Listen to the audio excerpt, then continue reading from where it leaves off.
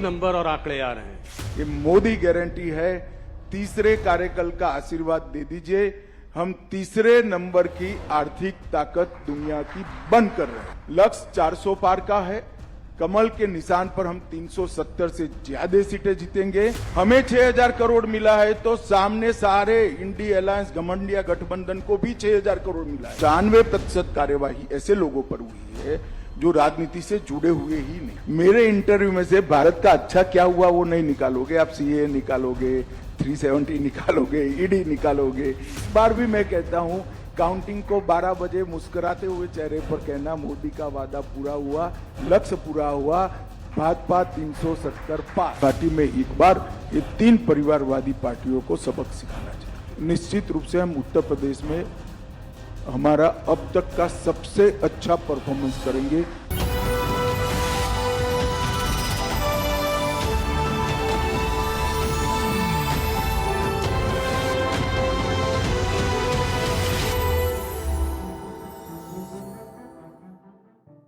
अमित जी, आपका हमें समय देने के लिए आपका बहुत बहुत धन्यवाद। मैंने सुना है कि कल सुबह 4 बजे तक मीटिंग चल रही थी, कल आप हमारे साथ नहीं जुड़ सके, आज आप आए हैं। तो स्वाभाविक है कि बहुत सारे सवाल हमारे पास हैं और आपके ही पास सारे जवाब भी हैं। तो सबसे पहला सवाल जो मैं आपसे पूछना चाहूँगा कि इस बार का जो माहौल है, 2014 में मोदी जी की एक बड़ी वेव थी, लोग सीट प्रेडिक्ट कर रहे थे कि जीतेंगे, कितने से जीतेंगे। 2019 में भी बालाकोट हुआ, उसके बाद माहौल बदला और लोगों ने फिर प्रेडिक्ट करना एक मिनट, बालाकोट के पहले से ही माहौल भाजपा के पक्ष में था और हम जीतने वाले थे। पर इस बार अमित जी, इस बार तो कुछ अलग ही नंबर और आंकड़े आ रहे हैं। 370 एक बहुत बोल्ड आपने टारगेट लिया है, 400 पार एनडीए के लिए। तो इस बार वेव इलेक्शन देखते हैं आप, इसको क्या कारण है कि आपको एक कॉन्फिडेंस है कि 370 सीटें मिलेंगी बीजेपी को? देखिए, ये 10 साल है 2014 से 24 के। आजादी के बाद के 75 साल में जब भी देश का इतिहास लिखा जाएगा, मोदी जी के शासन के 10 साल स्वर्णिम अक्षरों से अंकित होने वाले हैं। ये 10 साल में भारत की जनता अनुभव कर रही है, एक देश की नई पहचान समग्र विश्व के सामने खड़ी हुई है। देश का हर नागरिक सम्मान के साथ कहता है कि हाँ मैं भारतीय हूं, गर्व के साथ कहता है हाँ मैं भारतीय हूं। और दुनिया में जहां जहां भी भारतीय पासपोर्ट के साथ जो कोई भी जाता है, इसका बड़ा सम्मान होता है। ये 10 साल में विकास की प्रक्रिया से पूर्णतया कटे हुए 60 करोड़ गरीब, जिनको 70 साल की आजादी के बाद भी बैंक अकाउंट नसीब नहीं हुआ था, घर में टॉयलेट नहीं था, घर में गैस नहीं था, घर में बिजली नहीं मिली थी, नल से पानी नहीं मिला था, खाने के लिए बड़ी मशक्कत करनी पड़ती थी, स्वास्थ्य की सुविधाएं नहीं थी। ये 10 साल के अंदर ही, सिर्फ 10 साल के अंदर हर एक को बैंक अकाउंट, हर एक घर में नल से जल, हर एक घर में शौचालय, हर एक घर में गैस और 60 करोड़ लोगों को 5 लाख तक की स्वास्थ्य की सारी सुविधाएं पूरी की है। और हर गरीब को प्रति व्यक्ति प्रति माह 5 किलो अनाज आज फ्री ऑफ कॉस्ट मिल रहा है। एक प्रकार से ये 60 करोड़ लोगों को भारत के अर्थतंत्र के साथ जोड़ने का काम नरेंद्र मोदी जी ने किया है। ये 10 साल के अंदर ही देश जिसकी बड़े समय से राह देखता था कि भारत अपने अर्थतंत्र को दुनिया की तालिका में बहुत आगे पहुंचा है। अटल जी 11वें नंबर पर छोड़कर गए थे। अर्थशास्त्री मनमोहन सिंह जी ने 10 साल में 11वें का 11वां मेंटेन किया और मोदी जी ने 10 साल में 11वें नंबर से 5वें नंबर पर पहुंचा है। और मैं आज आपके कार्यक्रम के माध्यम से देश की जनता को कहने आया हूं, ये मोदी गारंटी है, तीसरे कार्यकाल का आशीर्वाद दे दीजिए। हम तीसरे नंबर की आर्थिक ताकत दुनिया की बन कर रहे हैं। ये 10 साल में भारत मैन्युफैक्चरिंग का हब बना है। ये 10 साल में डिजिटल क्रांति सब्जी वाली से लेकर बड़े बड़े कॉरपोरेट तक ट्रांसलेट कर गई है। ये 10 साल के अंदर भारत के स्टार्टअप दुनिया भर में धूम मचा रहे हैं। ये 10 साल के अंदर ही एक सर्वग्राही, सर्वस्पर्शीय और सर्वसमावेशी शिक्षा नीति का आगाज हुआ है, जो अपनी भाषाओं पर तो गौरव करता है, दुनिया भर की आधुनिक से आधुनिक चीजों को समाहित करते हुए विश्व के मंच पर भारत के युवा को खड़ा रहने की ताकत देता है। ये 10 साल के अंदर भारत सुरक्षित हुआ है। आए दिन बम धमाके कर जाने वाले पड़ोसियों को मैसेज दिया है, सर्जिकल स्ट्राइक और एयर स्ट्राइक कर कर घर में घुसकर आतंकवाद का सफाया करने का दम भारत में है। ये 10 साल के अंदर सालों पुराने मसले जैसे धारा 370 हटाना, 35 से हटाना, राम मंदिर का निर्माण करना, बाबा विश्वनाथ का कॉरिडोर बनाना, ट्रिपल तलाक समाप्त करना, सीएए लाना, ढेर सारे यूसीसी लाना, ढेर सारे मसले जिसको छूने की कोई हिम्मत नहीं करता था, मोदी जी ने हिम्मत के साथ उसको निरस्त किया है और सुचारू रूप से शांतिपूर्ण तरीके से जमीन पर उतारने का काम किया है। 10 साल भारत की आंतरिक सुरक्षा के लिए भी स्वर्णिम अक्षर से लिखे जाएंगे। हम 3 हॉटस्पॉट से ग्रसित थे, कश्मीर, नॉर्थ ईस्ट और वामपंथी उग्रवाद। मोदी जी के समय में ये 10 साल में कश्मीर, वामपंथी उग्रवाद के क्षेत्र और नॉर्थ ईस्ट, ये तीनों जगह पे लगभग 75% हिंसा कम हुई है और वहाँ विकास का शुरुआत हुआ है।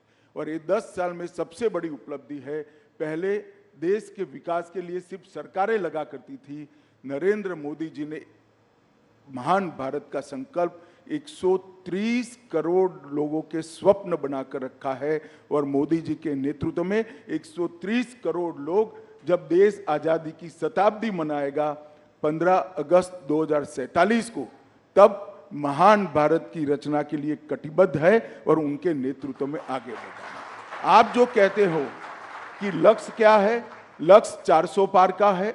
कमल के निशान पर हम 370 से ज्यादा सीटें जीतेंगे और ये लक्ष्य सिद्ध इसलिए होगा कि भारत की जनता की आशा, आकांक्षा और सपनों को पहली बार कोई प्रधानमंत्री फ्रंट पर से लीड कर कर, गरीब के साथ खड़ा रहकर, युवा के कंधे पर हाथ रखकर, गरीब बहन का भाई बनकर आज इनके स्वप्नों को पूरा कर रहा है। मुझे भी पूरा विश्वास है कि मोदी जी के नेतृत्व में भारतीय जनता पार्टी 370 पार करेगी, एनडीए 400 पार करेगी और फिर एक बार मोदी सरकार बनेगी। धन्यवाद। आपने मेरे एक ही सवाल में 3-4 जवाब दे दिए, तो ये माहौल, अब मैं आपसे एक एक करके सवाल पूछता हूँ। सबसे पहले जो मुद्दा इस चुनाव के पहले जो गर्म हो गया है वो है इलेक्टोरल बॉन्ड्स का मुद्दा। तो इलेक्टोरल बॉन्ड्स के बारे में मैं ये पहले आपसे जानना चाहता हूँ कि आपकी क्या प्रतिक्रिया है। आपको क्या लगता है कि इससे ब्लैक मनी वापस आएगा? जो कॉन्फिडेंशियल नाम थे लोगों के, जिस वजह से लोगों ने इलेक्टोरल बॉन्ड्स खरीदे, वो आज जो है सब सामने आ गए हैं। तो क्या ये उचित है और आप इसके बारे में आगे क्या सोचते हैं? देखिए, भारत की सुप्रीम कोर्ट जो भी फैसला सुनाती है, देश के सभी नागरिक इससे बंधे हुए हैं। हम एक संवैधानिक व्यवस्था में रहे। मैं सुप्रीम कोर्ट के फैसले का सम्मान करता हूं, मगर मेरा व्यक्तिगत मत जरूर देना चाहता हूं कि बॉन्ड से काला धन समाप्त होने के कगार पर था और इस फैसले से चुनावी व्यवस्था में फिर से काले धन का दबदबा बढ़ेगा। इसीलिए राहुल जी के नेतृत्व में पूरा इंडिया अलायंस बॉन्ड के खिलाफ था और वो चाहते थे कि पहले की तरह जो कट मनी आता था वो कट मनी फिर से एक बार राजनीति पर हावी हो। पहले क्या होता था, चंदा कैश में आता था और चंदा कैश में आता था तो क्या होता था, कोई व्यक्ति मानो 1500 रुपया चंदा जमा कराता था, 100 रुपया वो पार्टी में जमा कराते थे, 1400 रुपया अपने घर ले जाते थे और स्विस बैंक के अंदर या कहीं और जहां टैक्स डिस्क्लोज नहीं होता है, चंदे डिस्क्लोज नहीं होते हैं, धन डिस्क्लोज नहीं होता है, ऐसे देश में ले जाते थे। बॉन्ड आने से ये पूरा पैसा चेक के माध्यम से पार्टी के अकाउंट में जमा होता था। ये पूरी जो जमात है राहुल जी के नेतृत्व में, वो पुरानी चीजों की आदी है। उनको यही चाहिए कि पार्टी को चंदा मिले न मिले, चुनाव के लिए खर्च हो न हो, अपनी पीढ़ियां बहुत अच्छे तरीके से जी पाएं। और इस चीज को मोदी जी ने बॉन्ड लाकर इस पर कुठाराघात किया था। मैं आपको बताना चाहता हूं, मेरी पार्टी की बात बताता हूं। 2014 में मेरी पार्टी में जो चंदा आता था, इसमें से 81% चंदा कैश से आता था, जिसमें किसी का नाम नहीं होता था। 20-20 हजार रुपया कर जमा करते थे। 18 में ये 81% से 17% हुआ। 18 में एंड पे भी ये 17% पर रहा और 2023 पर कम होकर 3% पर आ गया था। हमारी पार्टी ने इसको ट्रांसपेरेंट वे से आगे किया था। जहां तक गोपनीयता का सवाल है, इसमें इतना ही है कि बहुत बड़ा देश है, हमने फेडरल स्ट्रक्चर को अपनाया है, ढेर सारे राजनीतिक दलों की सरकार होती है। अगर कोई एक राजनीतिक दल को पैसा देता है तो दूसरा राजनीतिक दल उस पर विंडिक्टिव अप्रोच से अपने स्टेट के अंदर बदला लेता है। इसलिए एक व्यवस्था रखी थी जिससे किसने किसको चंदा दिया वो गोपनीय रहे। मगर इसमें गोपनीय नहीं रहता था किस कंपनी ने कितना चंदा दिया और किस पार्टी को कितना मिला। अब जो व्यवस्था होगी, इसमें किसने कितना दिया वो भी गोपनीय हो जाएगा, क्योंकि सारा कैश में देना है, और किस पार्टी को कितना मिला वो भी गोपनीय हो जाएगा, क्योंकि कैश से लेना है। और कैश से लेना तो छोड़ो, घर पे ले जाने की व्यवस्था भी इसमें से हो गई। और हम पर एक आरोप लगता है राहुल जी कि हमें बहुत सारा चंदा मिला है, ये मिथ्या है। 6,900 करोड़ 6,200 करोड़ हमें मिला है। इसके सामने 6,200 करोड़ राहुल बाबा के नेतृत्व में चलने वाले इंडिया अलायंस को मिला है, जबकि हमारी 303 सीटें हैं। उनकी लोकसभा में कितनी सीटें हैं? हमारी 17 सरकारें हैं, हमारी हर राज्य में पार्टी चल रही है।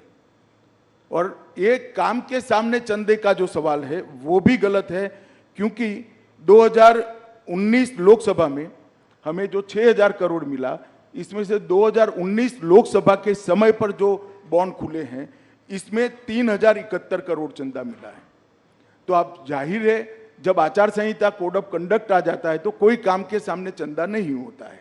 और विधानसभा के चुनाव के कोड ऑफ कंडक्ट लगने के बाद हमें 2640 करोड़ रुपया मिला है। उस वक्त भी कोड ऑफ कंडक्ट होता है, कोई काम नहीं होता है। तो 90% से ज्यादा चंदा बॉन्ड से हमें कोड ऑफ कंडक्ट लगने के बाद मिला है।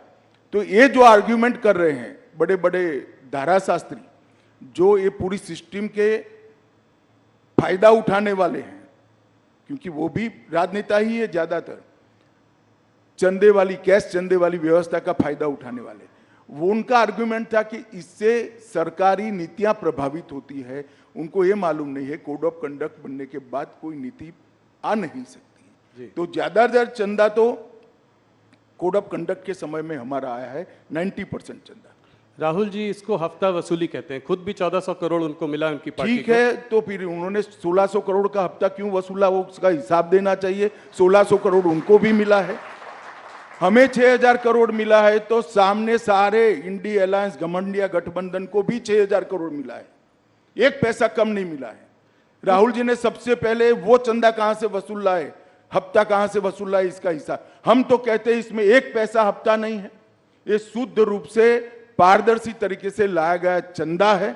मगर वो खुद स्वीकार कर रहे हैं बॉन्ड की व्यवस्था हफ्ता वसूली है, तो उन्होंने 6,000 करोड़ का हिसाब देना चाहिए कि तृणमूल कांग्रेस कहां से लाई, वो कहां से लाए हैं, एनसीपी कहां से लाई है। अमित जी, कुछ पार्टीज ने अपनी जो है लिस्ट ऑफ डोनर्स को घोषित किया है, क्या आप कोई भारतीय जनता पार्टी भी ऐसा करेगी? भाई क्या घोषित कर रहे हो, कल सारा घोषित हो जाने वाला है। मैं आपको बताने वाला हूं, बताने जा रहा हूं, घोषित कल होगा। ये मुंह नहीं दिखा पाएंगे, इंडिया अलायंस मुंह नहीं दिखा पाएगा। जब पता चलेगा कि कहां से जब पता चलेगा चंदा कहां से आए। ये समझे बगैर कुछ लॉयरों के दिए हुए चीट पढ़कर भाषण करते हैं राहुल गांधी। उनको मालूम नहीं है कि उन्होंने अपने पैर पर कुल्हाड़ी मारी। एक चीज जो और इलेक्टोरल बॉन्ड्स के बारे में बोला जा रहा है, वो ये कहा जा रहा है कि काफी सारा करीब 14 कंपनियों का पैसा जो है करीब 4,000 करोड़, वो इलेक्टोरल बॉन्ड्स उन्होंने तब खरीदे हैं जब उनके वहां कोई किसी प्रकार की इंटेलिजेंस एजेंसी की रेड हुई है, जैसे कि ईडी या सीबीआई। मैंने आपको बताया कि वो हो सकता है वो 6,000 करोड़ में हुआ हो, जो घमंडिया गठबंधन को मिला है। हमारा जहां तक सवाल है, चुनाव के 40 दिन में हुआ है, ऐसा कैसे हो सकता तो है? आप ये कह रहे हैं कि जिनमें रेड हुई है वो जरूरी नहीं कि उन्होंने बीजेपी को पैसा दिया। हाँ, अभी आएगा ना, मैं कह रहा हूं। अच्छा, कल आप कह रहे हैं जब आएगा कल तो सारा दूध का दूध आएगा, और दूध पानी का का दूध, पानी। पानी का पानी हो जाएगा। चलिए, उसका इंतजार करेंगे, वापस आपसे फिर उससे सवाल करेंगे। एक इससे लगा हुआ सवाल है, तो पूछकर इस मुद्दे से आगे बढ़ते हैं कि ऑपोजिशन का कहना है कि ईडी की रेड हो, इनकम टैक्स की रेड हो, सीबीआई की रेड हो, वो हर बार ऑपोजिशन लीडर्स पर ही क्यों पड़ती है? भारतीय जनता पार्टी के लीडर क्या सब साफ सुथरे हैं? ये एकदम सफेद झूठ है। मैं देश की जनता के सामने कहना चाहता हूं, मोदी जी के प्रधानमंत्री बनने के बाद काले धन पर कठोर कार्यवाही हुई है। ईडी काले धन पर कार्यवाही कर रही है और ईडी ने जितनी भी संपत्तियां कुर्क की है उसमें से 5% ही राजनीतिक दलों से जुड़े हुए लोगों की है। 95% काले धन वाले की है। ये भी काला ही धन है, मगर वो ऐसा चाहते हैं व्यवस्था जिसमें राजनेता पर कोई कार्यवाही ही न हो। मैं आपको स्पष्टता से बताना चाहता हूं कि 95% कार्यवाही ऐसे लोगों पर हुई है जो राजनीति से जुड़े हुए ही नहीं, और ये बिल्कुल सरासर आरोप। ममता जी के मंत्री के घर से 51 करोड़ रुपया मिलता है। कांग्रेस के सांसद के घर से 355 करोड़ मिलता है।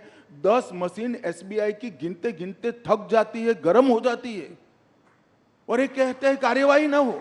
भैया, कार्यवाही का सवाल मत उठाओ। तेरे सांसद के घर से 350 करोड़ कहां से आया, वो सबसे बड़ा सवाल है। ममता के मिनिस्टर के घर से 55 करोड़ कहां से आया, वो बड़ा सवाल है। क्या समझते हो, जनता कुछ देखती नहीं है? तो क्या नोटों की गड्डियां भरने के लिए मेटाडोर लाने पड़ते, एक मेटाडोर छोटा पड़ गया, दूसरा मेटाडोर रात को 4 बजे लाना पड़ा। ये कहां जाने वाला था पैसा? राहुल बाबा बता सकते हैं देश की जनता को? ये 355 करोड़ जो कांग्रेस के सांसद के घर से पकड़े, किसके? इसका जवाब देना चाहिए उनको।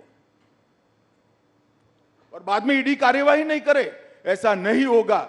जो करप्शन करेगा उस पर कठोर कार्यवाही होगी और जेल की सलाखों के पीछे भी जाएंगे। और जहां तक सवाल है बीजेपी के नेताओं का सवाल है, इस देश में कोर्ट है।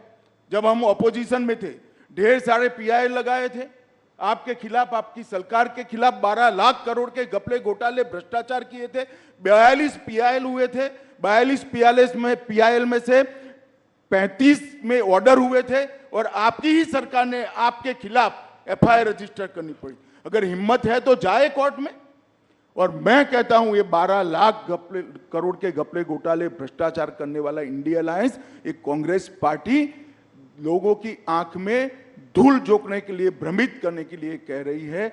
वास्तविकता है 23 साल से नरेंद्र मोदी जी मुख्यमंत्री और प्रधानमंत्री रहे हैं, उन पर 25 पैसे का आरोप देश में आज तक कोई नहीं लगा सकता। ये वास्तविकता। तो अमित जी, क्या आप देश की जनता को आश्वस्त करेंगे कि अगर इस तरह के कोई नेता जिन पर कार्यवाही चल रही है वो पलटकर बीजेपी भी ज्वाइन करते हैं? भाई, आश्वस्त करने की जरूर नहीं भैया। राहुल, तुम भी पत्रकार हो, तुम चले जाओ कोर्ट में कि फला नेता का ये काला भ्रष्टाचार है, आप इस पर कार्यवाही। कोर्ट सबको ऑर्डर देती है, तुम ही चले जाओ ना, छोड़ो इंडिया अलायंस। मैं सिर्फ सवाल पूछने तक ही सीमित रखता हूं अपने रोल को। अगला सवाल अमित जी, जैसे जैसे चुनाव पास आता जा रहा है, पॉलिटिकल डिस्कोर्स गिरता जा रहा है। हमने पहले भी देखा है, पहले जो भी चुनाव हुए हैं, शुरू में तो लोग बात बड़ी बड़ी करते हैं, ऑपोजिशन भी बड़े मुद्दों पर अटैक करता है, पर जैसे जैसे पास आता जाता है स्तर गिरता जाता है। अब लोग कह रहे हैं कि मोदी को गोली मार देंगे, टुकड़े टुकड़े कर देंगे। इस तरह का जो डिस्कोर्स और वरिष्ठ नेताओं से आ रहा है, इसको आप कैसे देखते हैं? देखिए, किसी भी पार्टी के कार्यकर्ता ने जो सार्वजनिक जीवन में जीते हैं, इस प्रकार की भाषा का प्रयोग नहीं करना चाहिए। मगर मैं आपसे पूर्णतः सहमत इसलिए नहीं हूं। ढेर सारी बातें होती हैं, अच्छी बातें होती है, जायज विरोध भी किया जाता है, विकास की बातें होती है, एजेंडे की बातें होती है, भारत के विकास की भी बातें होती है। मगर आप लोगों का ध्यान वो कंट्रोवर्शियल 1-1.5 मिनट पर ही टिका हुआ होता है, क्योंकि आपकी टीआरपी इससे जुड़ी हुई है। मेरे इंटरव्यू में से भारत का अच्छा क्या हुआ वो नहीं निकालोगे आप। सीए निकालोगे, 370 निकालोगे, ईडी निकालोगे, ये आपका काम है। खैर, मुझे इसमें कोई तकलीफ नहीं है, मगर मुझे जनता को भी बताना चाहिए। बात को पूरी सुनिए। सब अच्छी बातें भी होती है, ऑपोजिशन भी अच्छे विरोध के मुद्दे लेकर हमारा विरोध करता है। ऐसा नहीं है कि देश में गाली गलौज की राजनीति हुई है, ये बात सही है आपकी। मोदी जी पर कुछ ज्यादा प्रेम है इन लोगों को। तो जब भी चुनाव आता है मोदी जी को गालियां बोलते हैं, मगर एक रिकॉर्ड है मोदी जी का 2001 से, जितनी जितनी गालियां ज्यादा पड़ती है कमल इतना जोर से खिलता है, मोदी जी ज्यादा बहुमत पर। और इस बार भी यही होने, किसी के कहने से कोई मरता नहीं है। मोदी जी के साथ इस देश की करोड़ों माताओं का आशीर्वाद है, जिसको गैस मिला है, घर मिला है, सुरक्षा मिली है, खाना मिला है, दवाइयाँ मिली है। कोई एक दो लोगों की बद्दुआ से कोई फर्क नहीं पड़ सकता। जिस व्यक्ति को देश के करोड़ों लोगों की दुआ हासिल हो, इसको कोई कुछ नहीं बिगाड़ सकता। थोड़ा बड़े मुद्दे की ओर जाते हैं। ऑपोजिशन राहुल गांधी जी ने कास्ट सेंसस की बात करी है। कास्ट सेंसस के बारे में आपका क्या मत है, और जितनी आबादी उतना हक, उस बारे में आप क्या बोलना चाहेंगे? देखिए, कमोबेश अभी भी जितनी आबादी उसका उतना हिस्सेदारी। आप देश की संसद का अभी का मानचित्र उठाकर देख लीजिए, यही हुआ है। परंतु राहुल गांधी को कम से कम ये बात करने का अधिकार नहीं है, क्योंकि काका साहेब कालेलकर कमीशन, जिसने सबसे पहले बीसी को रिजर्वेशन की बात करी थी जी। वो कमीशन कम से कम 30 साल तक कांग्रेस ने ठंडे बस्ते में रखा और कभी उसको ओपन नहीं किया गया, अमल नहीं किया गया। उसके बाद में मंडल कमीशन आया, इसको भी कांग्रेस थी तब तक उन्होंने ठंडे बस्ते में रखा। और जब मंडल कमीशन को लागू किया गया, राहुल गांधी के पिताजी, शायद उनको मालूम नहीं इनके पिताजी क्या बोले हैं, परंतु देश की संसद में 1 घंटा और 45 मिनट तक ओबीसी को रिजर्वेशन की खिलाफत, पानी पी पी कर 6 बार पानी पिए वो, बीच में पानी पी पी कर राजीव गांधी और कांग्रेस पार्टी ने कहा था ओबीसी को पहली बार संवैधानिक अधिकार देने का काम नरेंद्र मोदी जी ने किया है। और ये ओबीसी के सेक्रेटरीज गिनाते हैं जी, ज्वाइंट सेक्रेटरी गिनाते हैं। टॉप 70-80 में कुछ 2-3 हैं, 2-3 उनको मालूम नहीं है। भारत सरकार में जो टॉप पर आता है करीब करीब 55 से 60 साल के बीच में होता है जी। इसकी भर्ती कब हुई होगी राहुल जी? जी जी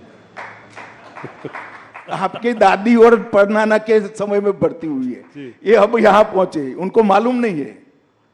और इनको टॉप सेक्रेटरीज दिखाई पड़ते हैं जो उन्होंने भर्ती करे थे।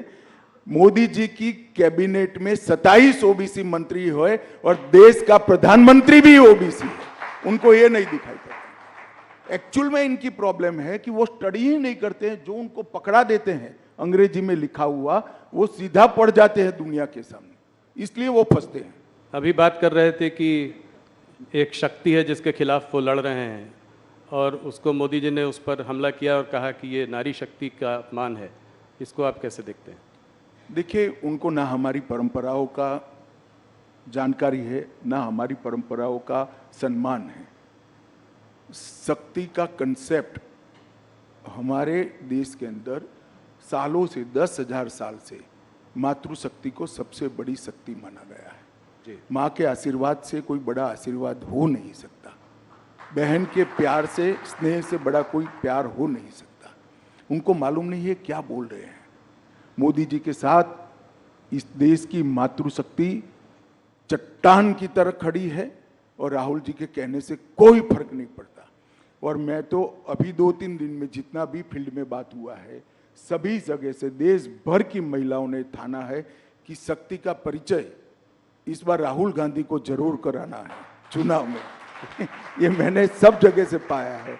और मैं देश की मातृशक्ति का भी आह्वान करना चाहता हूं कि नरेंद्र मोदी जी ने आज़ादी के बाद देश की महिलाओं के कब से आकांक्षा थी कि नीति विषयक निर्णय करने में और देश के कानून बनाने में देश की माताओं बहनों की हिस्सेदारी हो, और वो मांग कोई पूरी नहीं कर पाया। नरेंद्र मोदी जी ने 33% आरक्षण संसद में और विधानसभा में माताओं बहनों को देकर शक्ति का सम्मान किया है। और इस संसद के बाद 20वीं संसद जब आएगी तब आप देखना 33% माताएं बहनें अंदर बैठी होगी।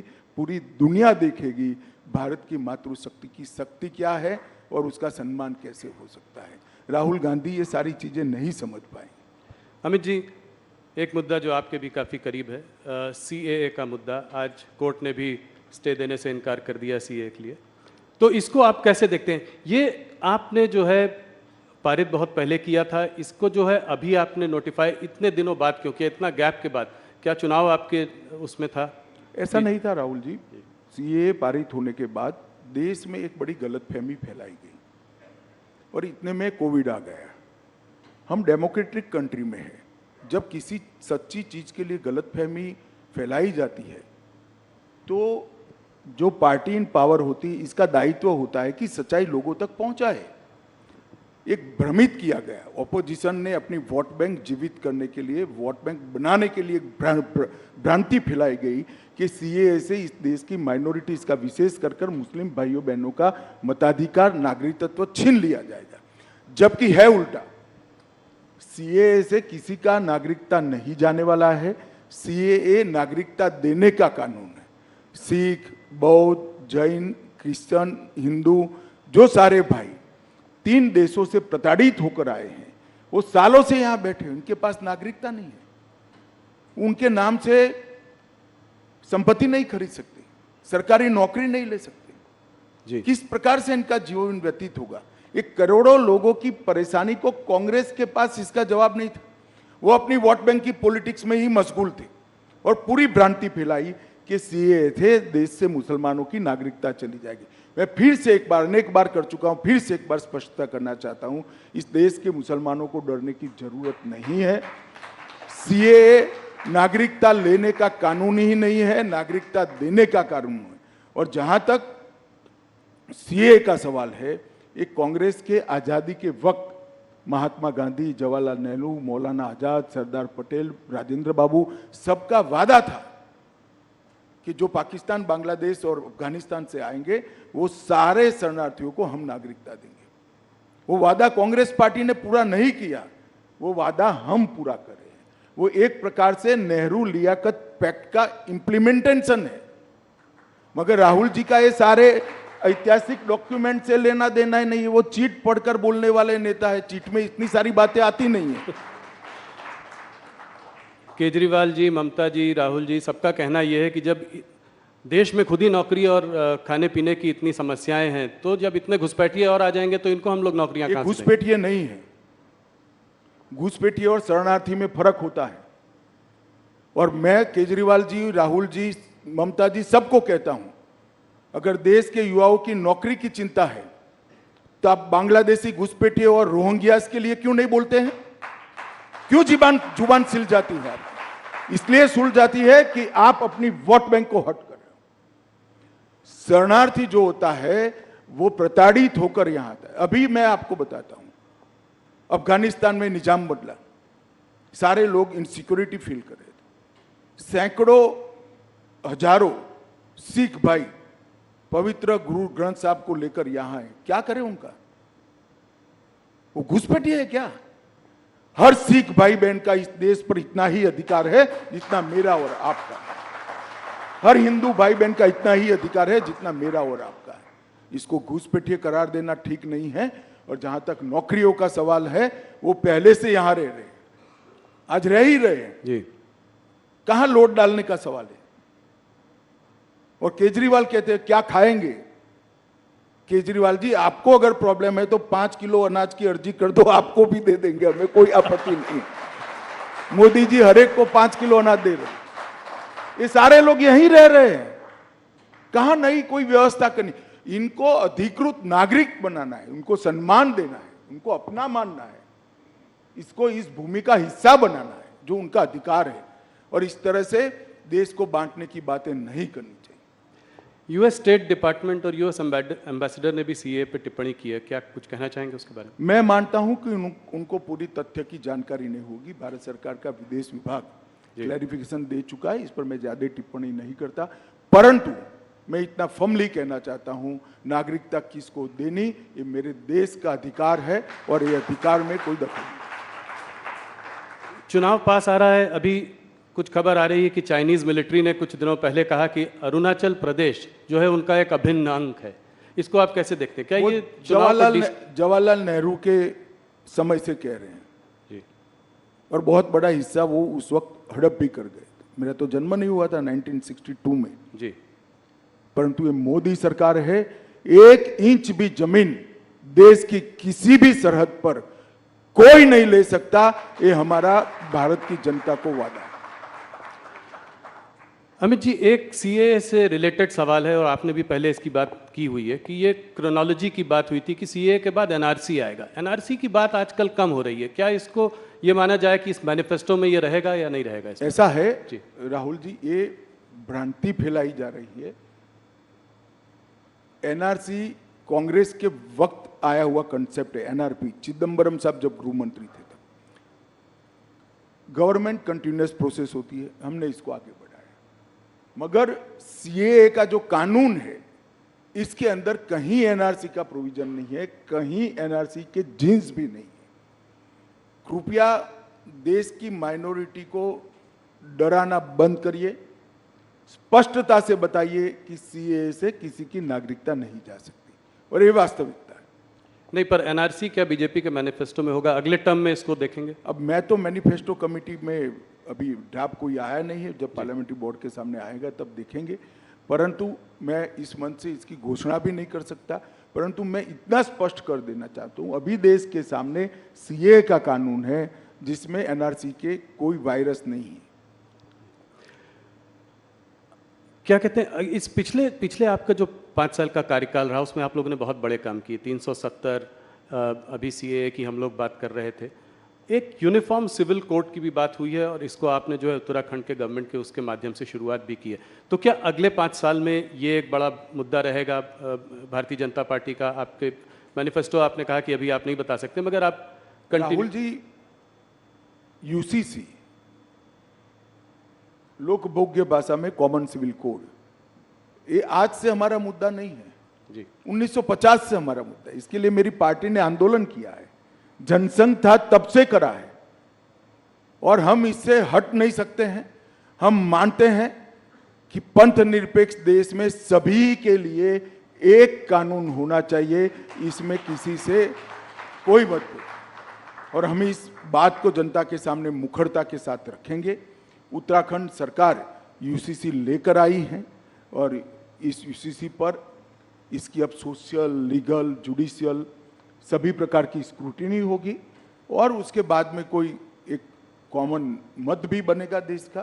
परंतु यूसीसी भारतीय जनता पार्टी का देश की जनता को वादा है। हिंदू हो, मुस्लिम हो, सिख हो, ईसाई हो, बौद्ध हो, ये सभी ने एक कानून से जीना चाहिए। धार्मिक स्वतंत्रता में कोई दखल नहीं करनी चाहिए। लग्न की पद्धति क्या हो, अपने अपने धर्म के हिसाब से हो, परंतु कानून एक होना चाहिए।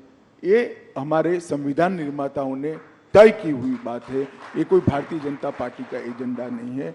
हमने यूसीसी को हमारे गाइडिंग प्रिंसिपल्स में एक्सेप्ट किया था, जिसको अंबेडकर जी, सरदार पटेल, जवाहरलाल जी, राजेंद्र बाबू सब ने स्वीकारा था। ये सारे कांग्रेस के नेता थे जी, और सब ने स्वीकारा था कि उचित समय पर देश के विधानमंडल और देश की संसद इस देश के अंदर यूनिफॉर्म सिविल कोड लेकर आएगी। एक आदर्श हमारे सामने रखा था, जो पूरी करने की दिशा में भारतीय जनता पार्टी की उत्तराखंड सरकार ने, हमारे मुख्यमंत्री धामी जी ने इसको आगे बढ़ाया। डीएमके ने आज जो है अपने मैनिफेस्टो में कहा है कि अगर वो सरकार, उनकी सरकार आती है इंडिया अलायंस की, तो इन सबको रिपील करेगी, सीएए को रिपील करेगी। किसने कहा है? डीएमके। डीएमके कहाँ पावर में आनी है भाई? जी, डीएमके का सवाल ही नहीं है, वो तो इसीलिए ऐसा ऑपोजिशन पार्टीज का कहना है कि क्या मुसलमानों को शरिया और हदीस के हिसाब से रहने का हक नहीं है? देखिए, ये भी एक प्रकार की भ्रांति है। शरिया और हदीस के हिसाब से 1937 से नहीं रह रहा है इस देश का मुसलमान। 1937 अंग्रेजों ने जब मुस्लिम पर्सनल लॉ बनाया तो उसमें क्रिमिनल एलिमेंट क्यों निकाल दिया भाई? फिर तो चोरी करने वाले के हाथ काट दो, बलात्कार करने वालों को रोड पर पत्थर मारकर मार दो। कोई मुसलमान सेविंग्स अकाउंट नहीं खोल सकता, सूद नहीं ले सकता, लोन नहीं ले सकता। शरिया और हदीस से अगर जीना है तो पूरा जीना चाहिए। सिर्फ 4 शादी करने के लिए शरिया और हदीस क्यों आता है? ऐसा नहीं होना चाहिए। ये इस देश का मुसलमान शरिया और हदीस की सारी चीजों से अंग्रेजों के समय से कटा हुआ है जी। और देश ढेर सारे इस्लामिक कंट्रीज भी ये छोड़ चुके हैं। ये कांग्रेस की एपीसमेंट की पॉलिसी है, वोट बैंक की पॉलिसी है, इस देश के माइनॉरिटी इससे बाहर आए। और ये सालों से नहीं है, आज से नहीं है, ऐसा नहीं है, सालों से नहीं है। आज भी सिविल सूट होता है तो देश के संविधान के हिसाब से मुस्लिम भाइयों का सिविल सूट होता है जी। शरिया और हदीस के हिसाब से नहीं होता। काजी के पास कोई नहीं जाता है। तो क्या वो सब राहुल जी लागू करना चाहते हैं? चोरी करने वाले के हाथ काट दो, बलात्कार करने वालों को पत्थर मारकर मार दो, देश का जो द्रोह करेगा उसको फांसी पर चौराहे पर लटकाओ, ये सारा लाना है क्या? अमित जी, थोड़ी सी बात करते हैं साउथ इंडिया की, जहाँ पे कि मोदी जी का बहुत बड़ा फोकस रहा है। पिछले 2-3 महीनों से वहाँ बहुत बार गए हैं। आप लोगों को भी उम्मीद है कि इस बार साउथ इंडिया में भारतीय जनता पार्टी की परफॉर्मेंस बहुत अच्छी होगी। सबसे पहला सवाल तो ये है कि कांग्रेस के वरिष्ठ नेता, ये उनमें से मतलब वाकई एक बड़े वरिष्ठ नेता ने कहा कि साउथ इंडिया जो है दक्षिण भारत को एक अलग देश होना चाहिए। पहले तो मैं जानना चाहता हूँ कि आप इसके बारे में क्या कहना चाहेंगे? देखिए, इसका जवाब तो सच अर्थ में राहुल जी को देना चाहिए। आज तक कांग्रेस ने उस नेता के बयान से कन्नी नहीं काटी। देश की जनता तो मान रही है, कांग्रेस का पॉलिसी है कि इस देश का 2 टुकड़ा होना चाहिए, साउथ इंडिया और नॉर्थ इंडिया जी। मगर राहुल बाबा, आप चिंता मत करो। अब भारतीय जनता पार्टी इतनी ताकतवर है, कांग्रेस दूसरी बार इस देश का विभाजन नहीं कर पाएगी। कभी ये देश के टुकड़े हम नहीं होंगे, ये नहीं हो सकता। क्या कर रहे हैं आप? चुनाव जीतने के लिए 2 देश बनाने की बात कर रहे हैं। और क्या होगा इस पार्टी को? इतनी पुरानी पार्टी, आजादी का आंदोलन करने वाली पार्टी, वो इस बयान से कन्नी नहीं काटती है, इनको नोटिस नहीं देती है और फिर से टिकट दे दिया। क्या कहना चाहते हैं आप? उसका जवाब तो कांग्रेस पार्टी ने देना पड़ेगा चुनावों में। आपसे एक सीधा सवाल पूछना चाहता हूं कि 130 लगभग जो सीटें हैं साउथ में, आपको कितनी उम्मीद है इस बार आएंगी? पिछली बार तो आपको कर्नाटका और तेलंगाना के बीच में 29 सीटें मिली थी। देखिए, तुम इधर उधर ईस्ट वेस्ट साउथ सेंटर मत गिनो भाई, 370 गिन लेना। नहीं, 370 में नॉर्थ में तो बहुत सारे प्रदेशों में आपकी करीब करीब पूरी सीटें हैं। तो मैं कह रहा हूं कि एडिशनल 70 सीटें कहां से आएंगी? ऐसा है भाई, जब मैं 300 कहता था तब भी तुमने, राहुल जी, मुझे ये सवाल 2019 में पूछा था कि तुम लाओगे कहां से। मैंने कहा काउंटिंग के दिन दोपहर को बता दूंगा, और हमारी 300 पार हो गई। इस बार भी मैं कहता हूं, काउंटिंग को 12 बजे मुस्कुराते हुए चेहरे पर कहना, मोदी का वादा पूरा हुआ, लक्ष्य पूरा हुआ, भाजपा 370 पार। मैं ये देखना चाह रहा हूं कि कहां से आप और उम्मीद देख रहे हैं। जैसे कर्नाटका में आपके ढेर सारे स्पेस है जी। बंगाल में हम बढ़ सकते हैं, उड़ीसा में बढ़ सकते हैं, तेलंगाना में बढ़ सकते हैं, हम तमिलनाडु केरल में बढ़ सकते हैं, ढेर सारी जगह हैं, पंजाब में बढ़ सकते हैं। नीचे से शुरू करते हैं, केरला में अकाउंट खुलेगा इस बार? भाई, मैं आपको कहता हूं, आप पिसमिल अकाउंट में मत जाओ राहुल बाबू। आप 370 गिन लेना, मैं उस दिन आपके शो पर आऊंगा और बताऊंगा कि हमने कहा था देश की जनता के आशीर्वाद से, और इसमें भाजपा का कोई पराक्रम नहीं है। इस देश की जनता का स्नेह नरेंद्र मोदी जी पर है, हमारे नेतृत्व पर है, हमारी पार्टी पर है। वो ही वोट में कन्वर्ट होगा, वो ही सीट में कन्वर्ट होगा और 370 पार हो जाएगा। तो आप उड़ीसा के बारे में तो कुछ बताइए कि साथ में है या नहीं साथ में, अलग अलग लड़ रहे हैं कि साथ में लड़ेंगे? पांडियन जी यहाँ आए थे, उन्होंने कहा कि सब प्रधानमंत्री के हाथ में है। अभी तय नहीं हुआ है, राष्ट्रीय अध्यक्ष जी हमारे तय करेंगे, परंतु इतना निश्चित है कि हम उड़ीसा में हमारी स्ट्रेंथ बहुत बड़ी करने जा रहे हैं।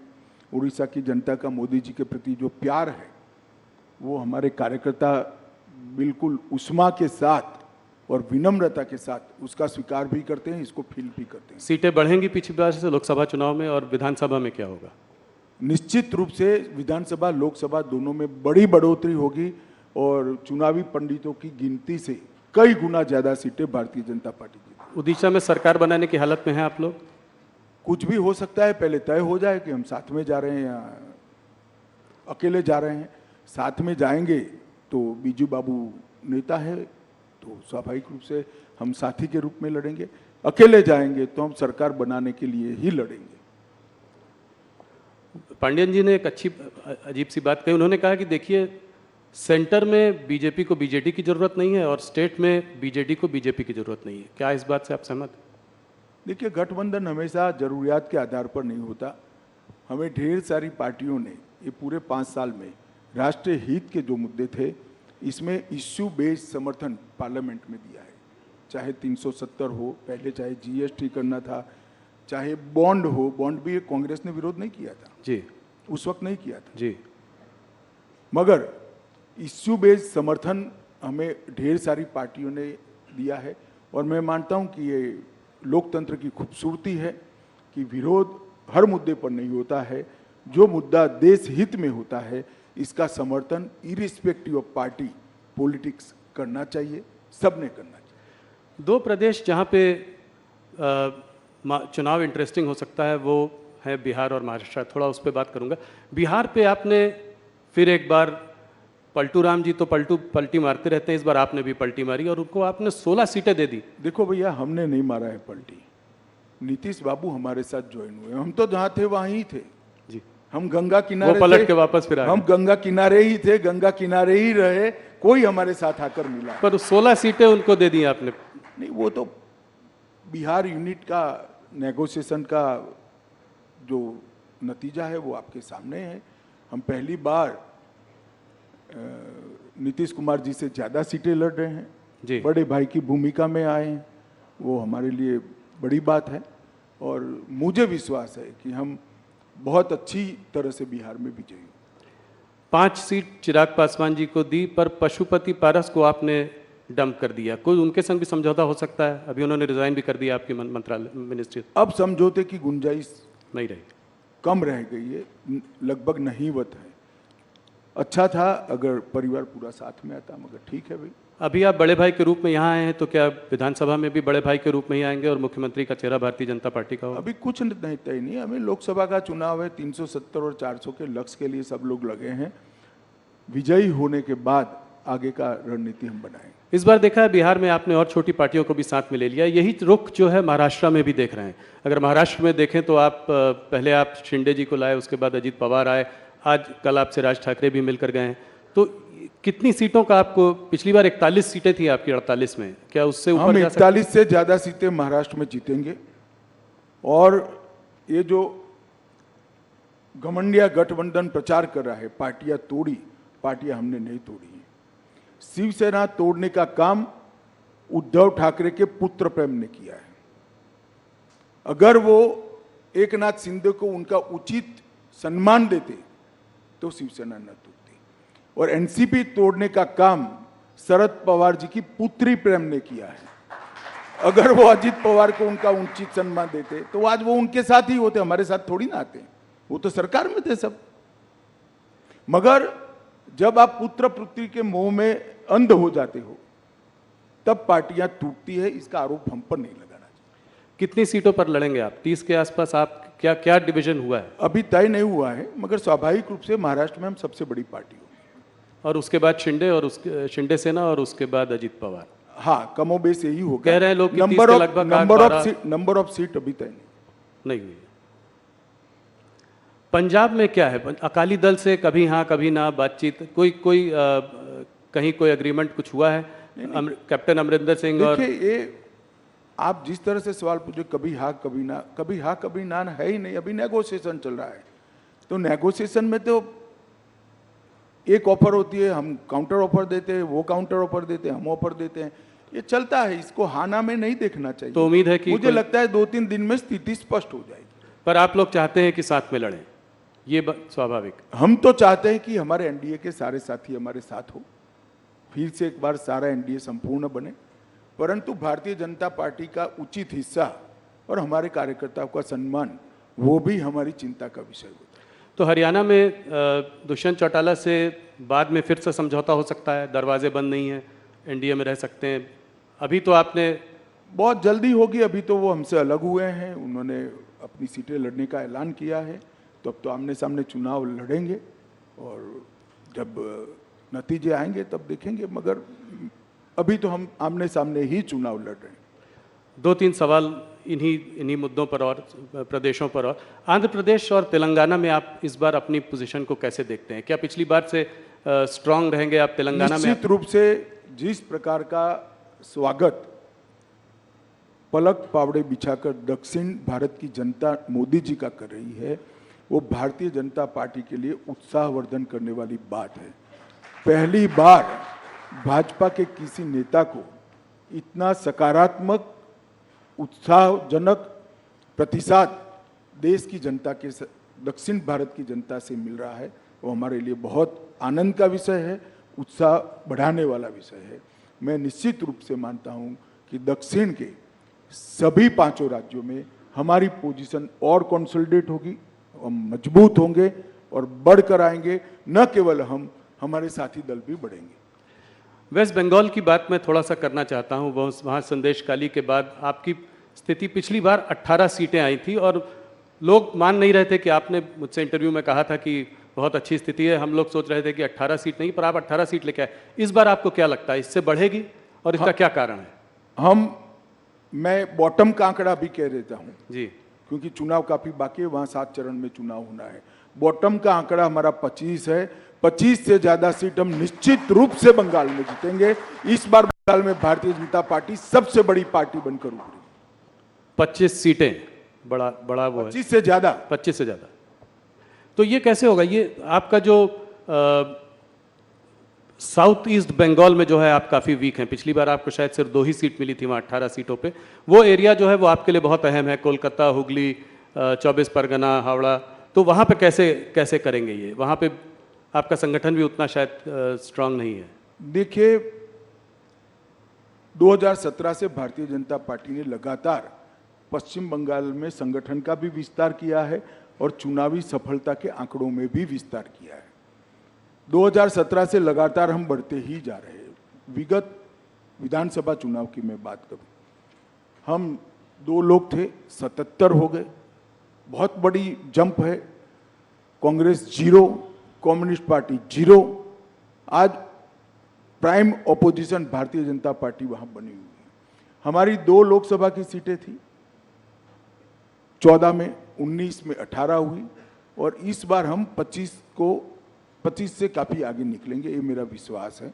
बंगाल की जनता 1 करोड़ों रुपया जो पकड़ा गया है, इसमें ईडी पर सवाल नहीं उठाती है, ममता जी पर सवाल उठाती है कि रुपया कहां से आता है, रुपया किसका है।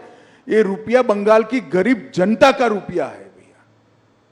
वहां पर मोदी जी की योजनाएं नीचे नहीं पहुंच रही है। डर है उनको कि इस योजना से मोदी जी लोकप्रिय हो जाएंगे। क्या दोष है बंगाल के गरीब लोगों का? क्यों 5 लाख तक का उनको स्वास्थ्य की सुविधाएं नहीं मिल रही? क्यों अनाज उनका काला बाजारी में बेचा जा रहा है? क्यों नल से जल की योजना वहां ठीक से इंप्लीमेंट नहीं हो रही? क्यों अब तक सीए से इनको महरूम रखा गया? केवल और केवल वोट बैंक की पॉलिटिक्स के कारण, भ्रष्टाचार के कारण। भ्रष्टाचार उनका उजागर हो चुका है। बंगाल की जनता के सामने ममता जी एक्सपोज हो चुकी है। एक महिला मुख्यमंत्री के शासन में जिस तरह से संदेश खाली में सालों तक बहनों माताओं पर अत्याचार होते रहे और उनके पार्टी के नेताओं के द्वारा होते रहे, सुप्रीम कोर्ट और हाई कोर्ट को दखल करने पड़ते, तब जाकर अरेस्ट करते हैं। शर्म आनी चाहिए। ईडी पर भी हमला हुआ था। ईडी पर हमला तो छोड़ो भाई, अलग बात है। मैं जिन्होंने वोट दिए वो बंगाली माताओं बहनों की बात कर रहा हूं। उन पर आपके पार्टी के नेता अत्याचार करे, आप उनको अरेस्ट नहीं कर रहे हो और हाईकोर्ट ने ऑर्डर करने पड़ते हैं जी। बंगाल की जनता ये सब जानती है। मेरा तो बंगाल की माताओं बहनों से करबद्ध निवेदन है कि इस बार शक्ति का परिचय राहुल के साथ साथ ममता जी को भी करा दो। इस बार मोदी जी कश्मीर काफ़ी दिनों बाद गए। आर्टिकल 370 अपील होने के बाद उनकी बहुत बड़ी सभा हुई वहाँ पे। क्या आप लोगों को उम्मीद है कि वहाँ चुनाव में आप लोग अच्छा करेंगे? कश्मीर वैली में कोई अकाउंट खुलेगा? देखिए, कश्मीर वैली में भारतीय जनता पार्टी के अकाउंट खुलना न खुलना ये बड़ी बात नहीं है, परंतु 3 परिवारवादी पार्टियों ने, Congress party, NC national conference और पीडीपी, ये 3 परिवारवादी पार्टियों ने वहां पर लोकतंत्र को पनपने नहीं दिया।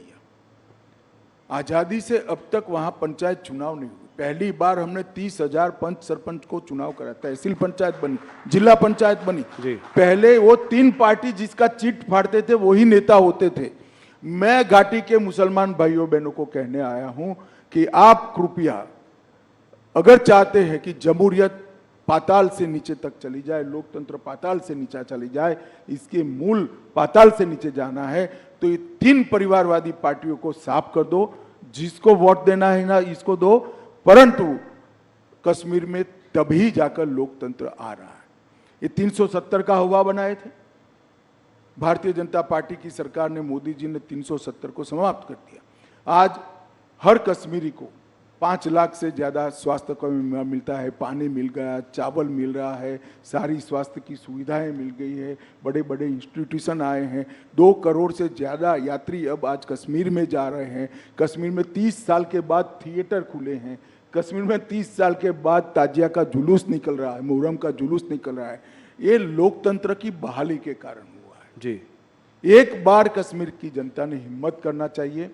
जिन लोगों ने 75 साल तक कश्मीर की जनता को लोकतंत्र से महरूम रखा, संवैधानिक अधिकारों से महरूम रखा और अपने केंद्र सरकार की स्कीमों से महरूम रखा, उनको दंड दीजिए, लोकतंत्र को मजबूत कर दिए।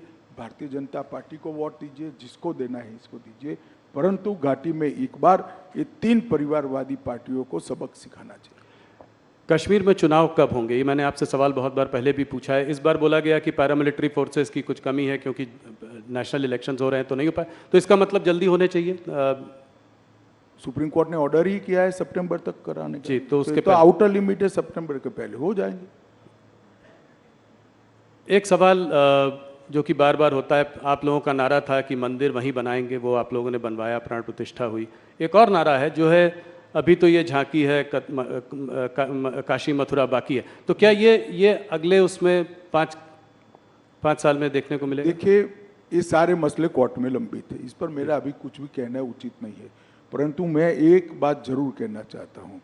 राम मंदिर में हमारा पालमपुर कार्यकारिणी का भारतीय जनता पार्टी का वादा था कि हम संवैधानिक रूप से प्रभु श्री राम का भव्य मंदिर अयोध्या में बनाएंगे। 500 साल से करोड़ों राम भक्त जिसकी राह देख रहे थे, वो काम मोदी जी ने 5 साल में भी कर दिया। सुप्रीम कोर्ट का फैसला भी आ गया, भूमि पूजन भी किया और 22 जनवरी को प्राण प्रतिष्ठा कर प्रभु श्री राम को अपने भव्य मंदिर में विराजित करने का काम भी नरेंद्र मोदी ने कर दिया। और मैं मानता हूं कि जो दृश्य है वो क्षण है, 10,000 साल का क्षण है, मेरी बात याद रखना। 10,000 साल तक न केवल भारत, दुनिया इस क्षण को भुला नहीं पाएगी। और ये बहुत बड़ा लोकतंत्र का उदाहरण है, क्योंकि भारत में हिंदू मेजोरिटी में होने के बावजूद भी 75 साल तक हमने राह देखी कि हमें कोर्ट ऑर्डर करे, उसके बाद ही हम मंदिर बनाएंगे। और पूर्ण तरह संवैधानिक रूप से कोर्ट के ऑर्डर से मंदिर बनाया। दुनिया में ऐसे उदाहरण बहुत कम मिलते हैं जो भारत ने दिया है, और उसका मोदी जी के समय में होना, भाजपा के समय में होना, हम सबका सौभाग्य हम मानते हैं। जी, बस कुछ सवाल, 2-3 सवाल और आपको मैं उत्तर प्रदेश के बारे में सवाल पूछे बिना नहीं जाने दे सकता। क्या इस बार उत्तर प्रदेश में आपकी परफॉर्मेंस 2014 से भी ज़्यादा अच्छी होगी? निश्चित रूप से 73 सीटें थी। निश्चित रूप से हम उत्तर प्रदेश में हमारा अब तक का सबसे अच्छा परफॉर्मेंस करेंगे, 2014 से भी ज़्यादा सीटें। इसका मतलब रायबरेली में आप जीत सकते हैं, कन्नौज, मैनपुरी, आजमगढ़, इन सब में? सीटों के नाम पे न पड़िए, पूरी उत्तर प्रदेश की जनता परिवारवाद से त्रस्त है। इस बार परिवारवादी पार्टियों को जनता सबक सिखाएगी, ऐसा मुझे भरोसा है। आपसे हर बार जब इंटरव्यू करते हैं तमाम सवाल पूछते हैं, देश भर की बातें होती हैं। गृह मंत्रालय के कुछ अचीवमेंट्स बताइए जो 5 साल में, जो आप सबसे बड़ा मानते हैं। देखिए, कोई अचीवमेंट बड़ा या न छोटा नहीं हो सकता। हर अचीवमेंट की अपनी जगह पे एक अहमियत होती है। छोटे से छोटा फैसला बहुत बड़ा हो सकता है अपनी जगह पे। जैसे मैं कहता हूँ, जब 5 किलो RDX पकड़ा जाता है तो लोगों को लगता है, इतना कॉलम आता है कि आज 5 किलो RDX पकड़ा गया। अगर वो न पकड़ा जाए तो 2000 लोग बम धमाके में मारे जाते हैं। तो ये तो नज़रिए का सवाल है। मगर मैं निश्चित रूप से कहना चाहता हूँ, कश्मीर के अंदर शांति, नॉर्थ ईस्ट के अंदर 10 से ज़्यादा समझौते कर 9000 से ज़्यादा उग्रवादियों को सरेंडर कराना, वामपंथी उग्रवाद लगभग समाप्त कर देना, नारकोटिक्स पर कठोरता से लगाम खींचना, और ढेर सारी चीज़ों में देश की आंतरिक सुरक्षा को हमने सुरक्षित करने का काम किया है। डिजास्टर मैनेजमेंट जो मोदी जी का एक देश भर में मोदी जी का ही इनिशिएटिव है, उसको भी मोदी जी के नेतृत्व में इनके सीधे गाइडेंस के तले गृह मंत्रालय ने आगे बढ़ाया है। ढेर सारे काम हुए हैं, परंतु मैं देश की जनता को एक ही बात कहना चाहता हूं, चाहे समाज कल्याण विभाग हो, चाहे रक्षा मंत्रालय हो, चाहे गृह मंत्रालय हो, चाहे वित्त मंत्रालय, हर मंत्रालय में आज़ादी के 75 साल में अगर सबसे अच्छा परफॉर्मेंस हुआ है तो ये 10 साल में हुआ है, और 10 साल में देश की सूरत और सीरत दोनों बदली। देश को दुनिया में सम्मान मिलने लगा है। आज भारत क्या बोलता है वो मैटर करता है। भारत का पासपोर्ट लेकर कोई जाता है तो सम्मान के साथ उसको देखा जाता है, और भारत के भविष्य पर न केवल भारतीय, पूरी दुनिया को विश्वास है कि आने वाले 25 साल भारत के 25 साल है। मोदी जी जब देश की जनता का आशीर्वाद लेने आए हैं, तब हमारे पास 10 साल का ट्रैक रिकॉर्ड भी है और 25 साल का एजेंडा भी है। विपक्ष के पास ना ट्रैक रिकॉर्ड है, ना एजेंडा है, ना नेता है, ना नीति है। भारतीय जनता पार्टी एक कॉन्क्रीट एजेंडे के साथ महान भारत की रचना की कल्पना लेकर आप सबके सामने आ रही है। आप समर्थन करिए, मोदी जी को आशीर्वाद दीजिए, भारतीय जनता पार्टी को आशीर्वाद दीजिए, और आशीर्वाद दीजिए तो थोड़ा बहुत मत दीजिएगा, 400 पार करा दीजिएगा। इतनी ही मेरी आप सबसे विनती है। धन्यवाद। अमित जी, आप दिन रात काम करते हैं। हम लोग बात कर रहे थे, आजकल दिन में सुबह रात 3-4 बजे सुबह तक मीटिंग्स चलती रहती हैं। आज हमारे साथ आपकी धर्मपत्नी सोनल जी भी यहाँ हैं, तो घर के लिए समय कैसे निकालते हैं? हम लोग वर्क लाइफ बैलेंस की बात करते हैं, ये वर्क वाइफ बैलेंस कैसे होता है? देखिए, वो कोई सार्वजनिक बात नहीं है, मगर मैं आपको बताता हूँ कि मैं परिवार के लिए समय नहीं निकाल सकता। परिवार मेरे लिए समय चुनकर निकाल लेता है, तो हमारा बैलेंस बना रहता है, और इसमें परिवार का बड़ा रोल रहता है। अमित जी, बहुत बहुत धन्यवाद, आप हमारे साथ जुड़े, आपने बहुत सवालों के जवाब दिए, 1 घंटे हमसे बात करी, आपका बहुत बहुत धन्यवाद।